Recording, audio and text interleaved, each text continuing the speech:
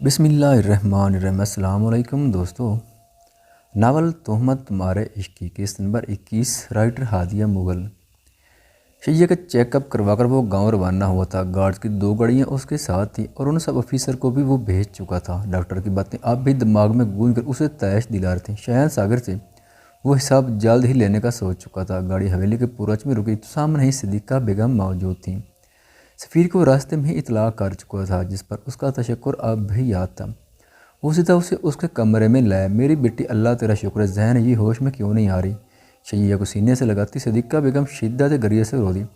اماں، وہ ابھی بے ہوش ہے، میں نے ڈاکٹر کو کال کر دی، وہ کچھ دیر میں آتی ہے تو پھر ہی پتہ چلے گا۔ ذہن، سفیر کی آواز پر وہ مڑا تھا۔ آج پہلی مرتبہ تھا کہ وہ شیعہ کے کمرے میں آیا تھا اور جس سب سے آیا تھا یہ اس کا دل ہی جانتا تھا۔ آ جاؤ۔ ذہن نے اسے اندر آنے کو کہا تو اس کی بے قرار نظر اس کے خوبصورت مرجھائے سے چہرے پر گئی۔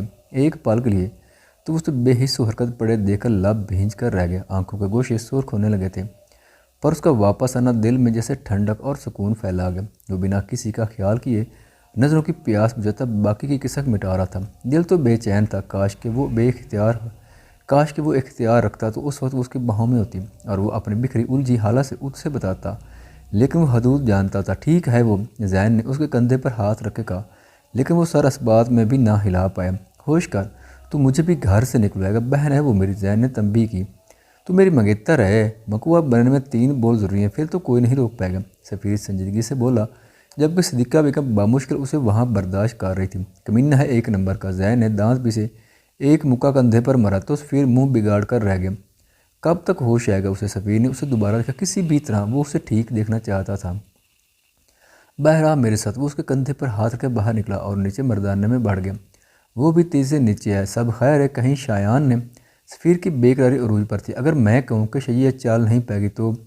ذہن نے بنا تمہید باندھے بات کا آغاز کیا تو سفیر کے چہرے پر سایہ آ کر گزرا، لیکن خود کو کمپوز کیے اس نے اپنے براؤن گھنے بالوں کو پیچھے کیا۔ تو میں تیری ٹانگیں توڑ دوں گا، سفیر نے سپاٹ پان سے کہا۔ واہ، لیکن میرا اس میں کیا قصور؟ ذہن نے اچنبھے سے اسے کہا۔ تیرا ہی قصور ہے، اگر شیعہ کو کچھ ہوا تو شایان ساگر کو میں ہر قانون توڑے موت کے گھاٹ اتارنے میں 1 منٹ نہیں لگاؤں گا۔ سفیر کی دیوانگی اس کے لفظوں سے عیاں تھی۔ کچھ نہیں ہوا، وہ ٹھیک ہے، میں چیک اپ کروا کر آیا ہوں، لیکن اماں سے ذکر نہیں کیا۔ کچھ دن وہ شاک کی وجہ سے اپنی ٹانگوں پر کھڑی نہیں ہو پائے گی، اور شایان نے اسے شاید ہیوی ڈوز دیا جس سے اس کی ٹانگوں پر اثر ہوا ہے، پر آہستہ آہستہ وہ ٹھیک ہو جائے گی۔ تو مجھے آزما رہا تھا؟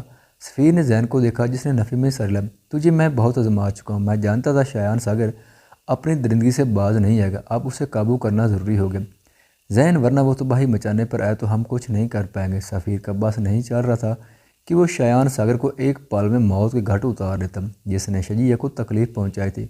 اسے یہ پتہ ہی نہیں تھا کہ شیعہ میری بہن ہے، اور یہی اس کی سب سے بڑی بیوقوفی ثابت ہوئی، لیکن اب وہ جان گیا، اب وہ کچھ نہ کچھ کرے گا اور میں اب نہیں روک سکتا۔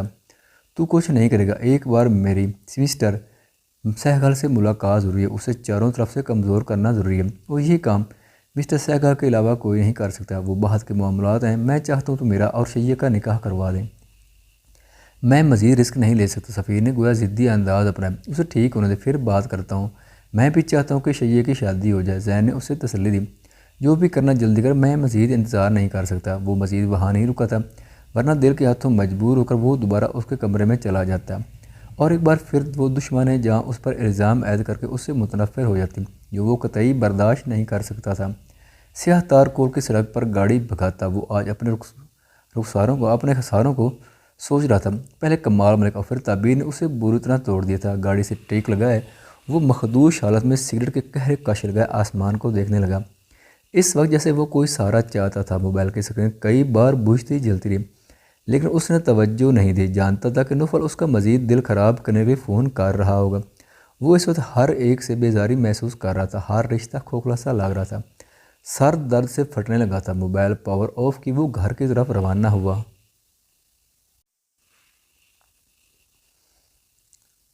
فلیٹ کے آگے گاڑی روک کر اس نے اسٹیئرنگ کو گرفت میں لیا جیسے اب بھی اندر ایک جنگ چل رہی ہو۔ گارڈ کو گاڑی کی چابی پکڑا کر وہ اوپر کی طرف بڑھا۔ سیڑھیاں چڑھ کر وہ جس وقت اوپر آیا، سامنے کھڑی لڑکی کو دیکھ کر ماتھے پر شدید بال نمایاں ہوئے۔ اتنی رات کو وہ لڑکی تنہا اس کے فلیٹ پر تھی، جو وہ قطعی برداشت نہیں کر سکتا تھا۔ تم یہاں کیا کر رہی؟ وہ صنم کو اپنے فلیٹ کے سامنے کھڑے دیکھ کر مزید غضب کا شکار ہوا۔ مجھے تم سے بات کرنی ہے۔ صنم کی آنکھیں سرخ تھیں۔ تمہیں اتنا بھی نہیں پتہ کہ رات کو کسی مرد کے گھر پر نہیں آتے، اور اس کے گھر پر تو کبھی نہیں جسے تم نے رسوا کیا۔ وہ چبا چبا کر بولتا لاک کھولنے لگا۔ جاؤ یہاں سے، آج کے بعد یہاں کبھی نہ آنا، انابیہ تمہیں پسند کرنے لگی ہے۔ صنم کی آواز میں چبھن سی تھی۔ وہاج مڑا اور تیز نظر سے اسے دیکھا۔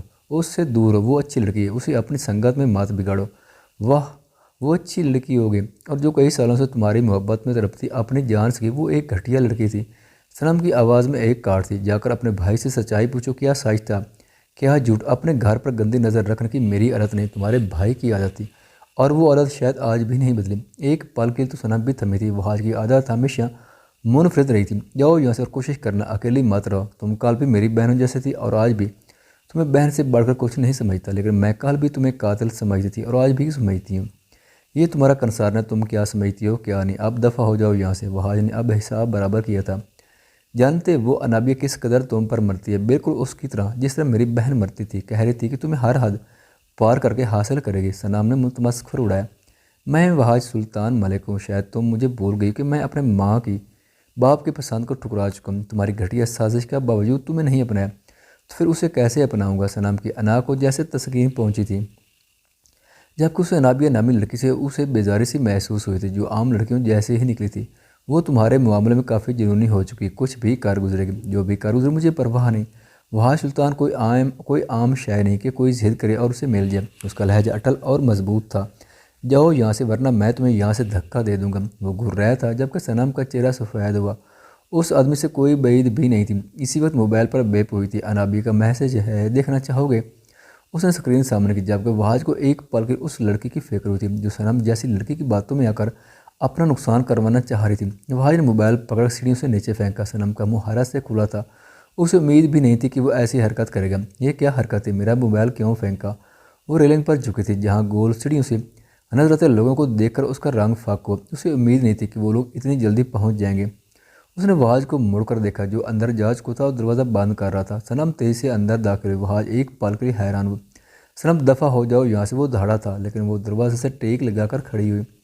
کس قدر گھٹیا لڑکی ہو، مجھے مجبور نہ کرو میں تم پر ہاتھ اٹھاؤں۔ جاؤ یہاں سے پلیز۔ وہاج میری بات سنو پلیز، ایسے مت کرو، ایک بار میری طرف دیکھو۔ اس کی شرٹ پکڑتی وہ فریاد گو ہوئی، جبکہ اس کے کایا پلٹ پر وہ حیران ہوا تھا۔ باہر کیا حرکت کر رہی تھی اور اب چپ کے جا رہی ہے؟ ابھی کہ ابھی میرے گھر سے نکلو، ورنہ میں تمہارا عورت ہونے کا بھی لحاظ نہیں کروں گا۔ اس کے ہاتھوں سے شرٹ آزاد کروائے اس نے دور دھکیلا۔ اس کی گھٹیا حرکات اس کا دماغ مکمل گھما چکی تھی۔ کیوں نکلوں؟ اس دن بھی تم نے مجھے ٹھکرایا تھا، آج بھی تم مجھے اسی طرح ٹھکرا رہے۔ وہ چیختی اس کی شرٹ کو دوبارہ پکڑا کے اوپری 2 بٹن ٹوٹتے اس کا چوڑا سینہ نمایاں کر گئے، اور ناخن کی خراشیاں گردن پر لگی تھیں۔ وہاج کے ماتھے پر بال نمایاں ہوئے جبکہ آنکھوں میں سرخی بھڑکی تھی۔ وہاج کا ہاتھ اٹھا تھا اور ایک زوردار تھپڑ اس کے منہ پر دے مارا۔ وہ زمین پر گری تھی۔ اس کے بھاری ہاتھ کے تھپڑ سے دماغ گھوم کر رہ گیا۔ چہرے پر ہاتھ کر رکھے اس نے شرر بار نگاہوں سے وہاج کو دیکھا۔ وہاج نے شدت سے مٹھیاں بھینچی۔ وہ ہاتھ نہیں اٹھانا چاہتا تھا، لیکن اس کی گھٹیا حرکات نے دماغ گھما کر رکھ دیا۔ تم بھی پھر اپنی بہن کی طرح ہی گھٹیا ہو، بلکہ مجھے تو لگ رہا ہے تم نے اسے بھی پیچھے چھوڑ دیا۔ وہ تو پھر بھی سدھرنا چاہتی تھی، لیکن تم جیسی بیہودہ لڑکی کو کچھ کہنا ہی فضول ہے۔ میری بہن کے بارے میں بکواس کی تو تمہاری جان لے لوں گا۔ اسے برباد کر کے بھی تمہیں سکون نہیں آیا، جو اب بھی اس کی روح کو تکلیف پہنچا رہے ہو۔ بفری شیرنی بنی وہ گھر رہی تھی اور اٹھ کر دوبارہ اس کے مقابل آئی۔ وہاج نے اسے بازو سے جھگڑا اور فلیٹ کے دروازے سے کو کھولا۔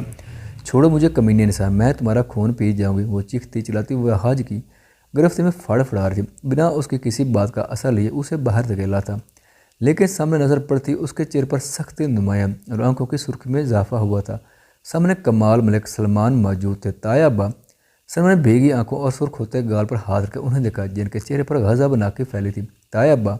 وہاج بھائی، انہوں نے مجھے پھر سے، روتی ہوئی وہ ان کے سینے سے لگی تھی، جبکہ کمال ملک نے آگ اگلتی نگاہ اس پر ڈالی۔ مجھے لگا تھا کہ میں نے تمہارے ساتھ زیادتی کی، تمہیں تمہاری بہن کے نکاح پر نہیں بلایا اور تمہاری غلطی کو معاف نہیں کرتا، بھی آج یہاں آیا کہ اپنے بیٹے کو منا سکوں، لیکن میں غلط تھا کہ بگڑے ہوئے آوارہ لوگ کبھی نہیں سدھر سکتے۔ انہوں نے صنم کو گھیرے میں لیا، جبکہ سلمان سپاٹ نظروں سے وہاج کو دیکھ رہا تھا، جس کی آنکھوں میں سرخی تھی، جبڑے بھینچی ہوئی تھی، لیکن گھبراہٹ کا ایک تاثر بھی نہیں تھا۔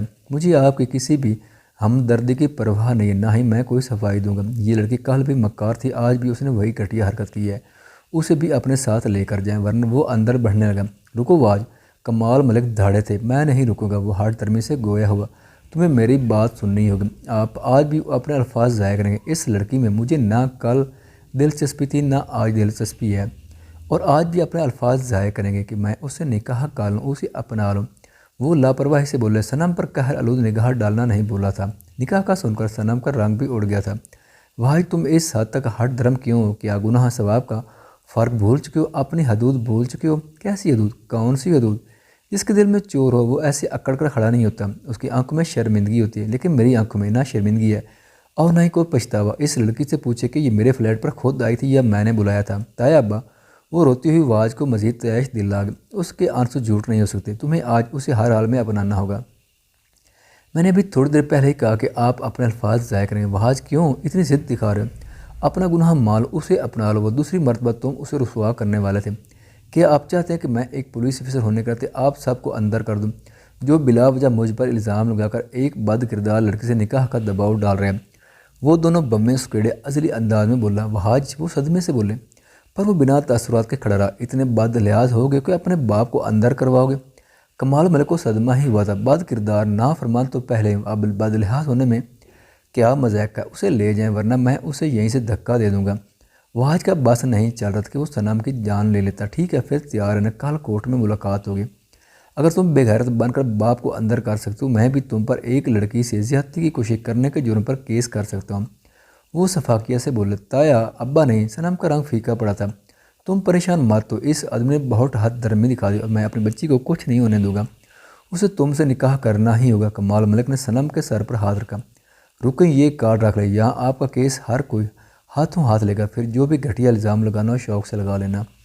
وہاج نے پاکٹ سے کارڈ نکال کر سلمان کے ہاتھ پر رکھا، جبکہ سلمان اس کی دلیری پر سر پکڑ کر رہ گیا۔ تم پاگل ہو چکے ہو وہاج، اپنی غلطی کو مان کر صنم کو اپنا کیوں نہیں لیتے؟ کمال ملک دانت پسے گر رہے تھے، جبکہ صنم بھی اس سرفرے آدمی کو دیکھ رہی تھی۔ معاملہ انہیں بگڑتا محسوس ہو تو وہ بے بسی سے بولے، ٹھیک ہے مان لی غلطی، کر لیا اپنا گناہ قبول۔ نکاح کروانا چاہتے ہیں تو ٹھیک ہے، کل کروائیں نکاح۔ اس لڑکی کو اپنا کے میں تیار ہوں، بلائیں اس کے بھائی باپ اور ماں کو، سب کی موجودگی میں نکاح ہوگا۔ یہ مت سمجھیے گا کہ میں آپ کی دھمکیوں سے ڈر گیا ہوں، بلکہ کل ہی سچ ثابت ہوگا کون سچا کون جھوٹا۔ اس نے خود انکار نہ کیا تو میرا نام بھی وہاج سلطان ملک نہیں۔ وہ صنم کی آنکھوں میں ابھرتا خوف بھانپ گیا تھا۔ وہ لڑکی صرف اپنی بہن کی وجہ سے اس سے بدلہ لینا چاہتی تھی۔ صنم نے وہاج کی جانب گلابی پڑھتی آنکھوں سے دیکھا، جس میں اسے واضح تمسخر محسوس ہوا تھا۔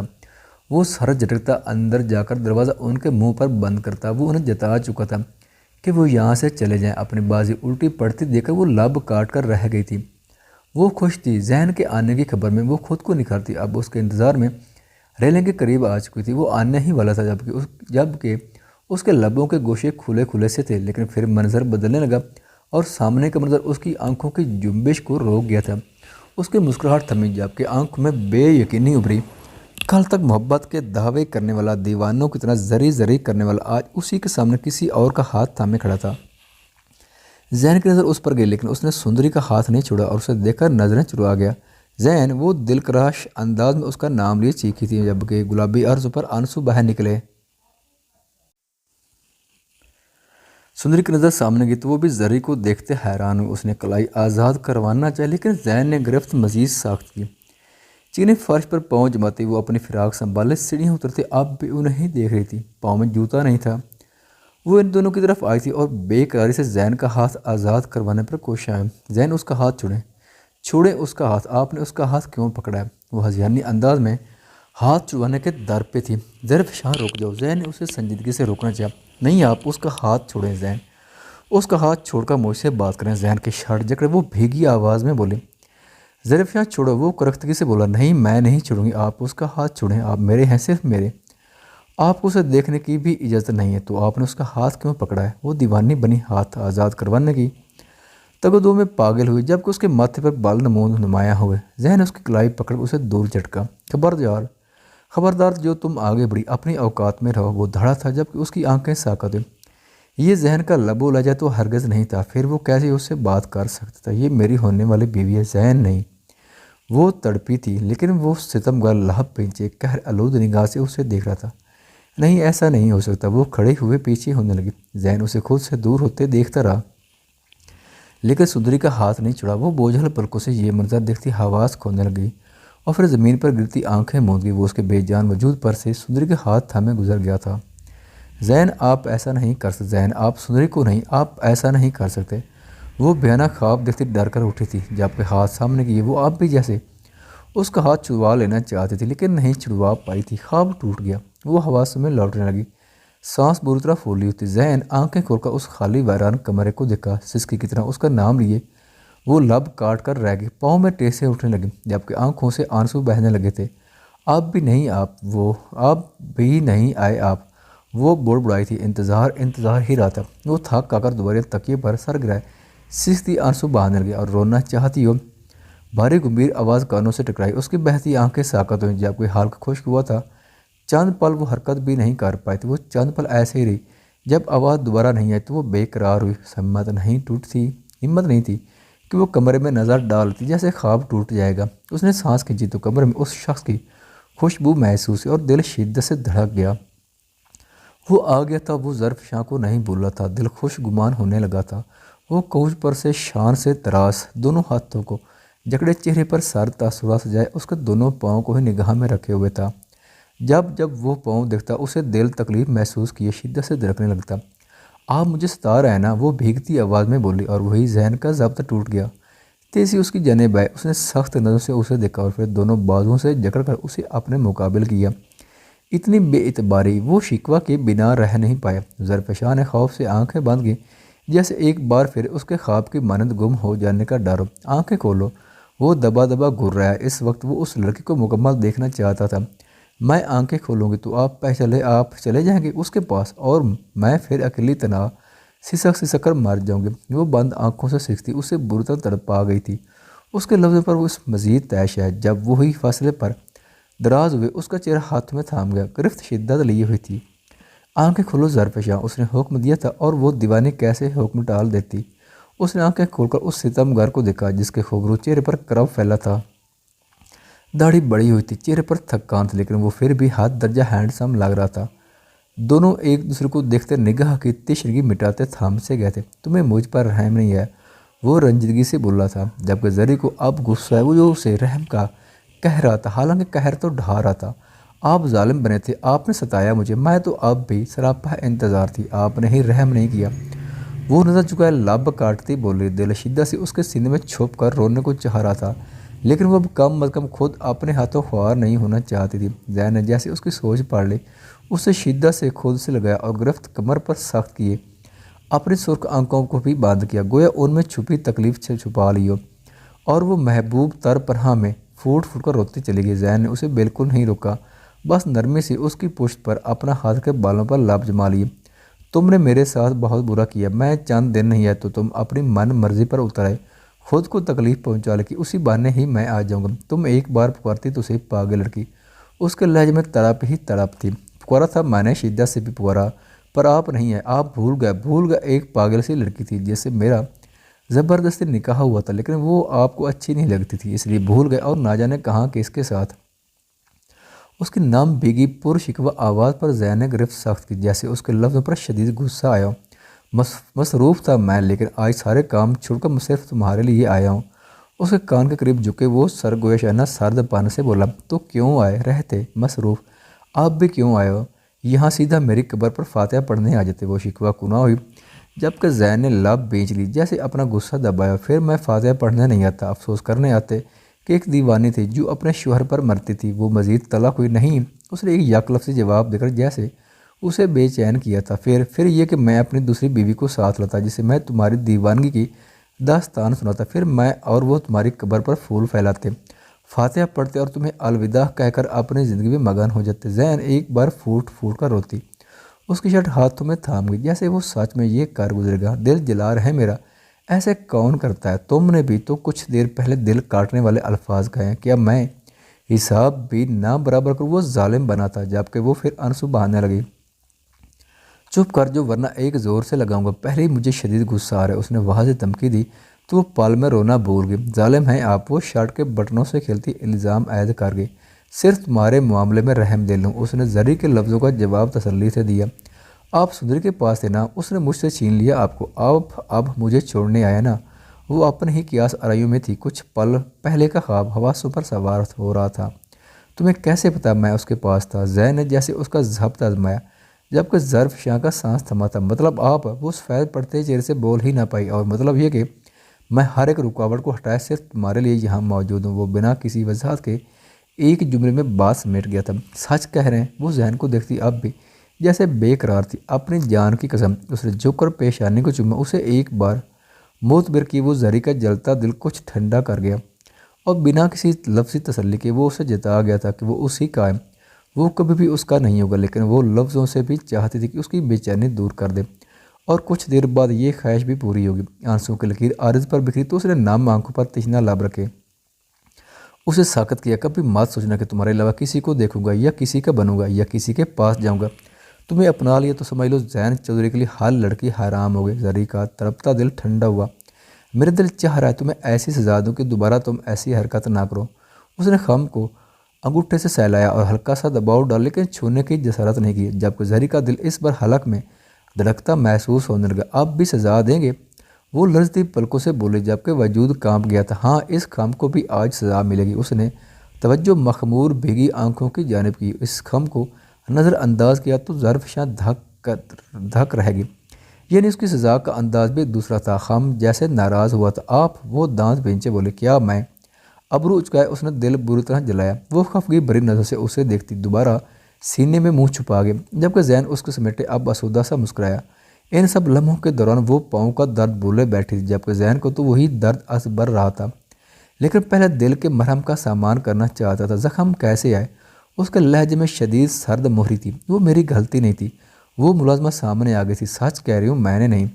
ذہن نے گلابی لبوں پر انگلی رکھے اسے سرخ پڑتی آنکھوں سے دیکھا تو ظرف شاہ پھیلی آنکھوں سے اس کی بے باک جسارت پر سانس تک روک گئی تھی۔ جاری ہے دوستو، اپنی رائے کا اظہار ضرور کیجیے گا۔ ہو جائے گا صنم وہاج کا نکاح، کیا لگتا ہے دوستو؟